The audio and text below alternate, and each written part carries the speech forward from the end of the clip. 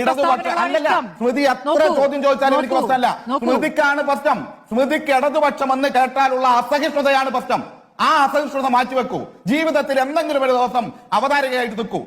സ്ഥിരമായി ഇങ്ങനെ ആവല്ലേ സ്മൃതി പറഞ്ഞിട്ടല്ലാതെ സ്മൃതിയുടെ രാഷ്ട്രീയ ഉദ്ദേശ ചോദ്യത്തിന് മറുപടി പറയാൻ ഉദ്ദേശിക്കുന്നില്ല.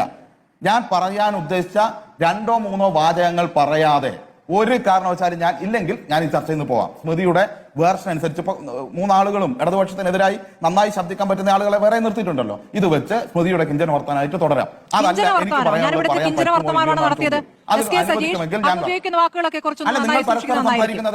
നിങ്ങൾ പരസ്പരം ഞാൻ ആ ഒരു മോശം വാക്കാണെന്ന് ഞാൻ കരുതുന്നില്ല. നന്നായി പരസ്പരം സംസാരിക്കുന്നു, നിങ്ങൾക്ക് പോവാം. അതിനിടയിൽ ഞാനൊരു തടസ്സമാണെങ്കിൽ മാറിത്തരാം. ഒരു പ്രശ്നം എന്താണെന്ന് വെച്ചാൽ നിങ്ങൾക്ക് ചോദ്യങ്ങളെ ഇഷ്ടമല്ല, നിങ്ങൾക്ക് പ്രസ്താവനകളാണ് ഇഷ്ടം, സ്മൃതി അത്ര ചോദ്യം ചോദിച്ചാലും എനിക്ക് പ്രശ്നമല്ല.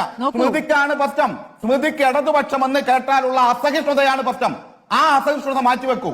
ജീവിതത്തിൽ എന്തെങ്കിലും ഒരു ദിവസം അവതാരികയായിട്ട് നിൽക്കൂ. ഞങ്ങൾ മറ്റുള്ളവരുടെ കൂടെ ചർച്ചയിൽ ഇരിക്കുന്നതാണ്.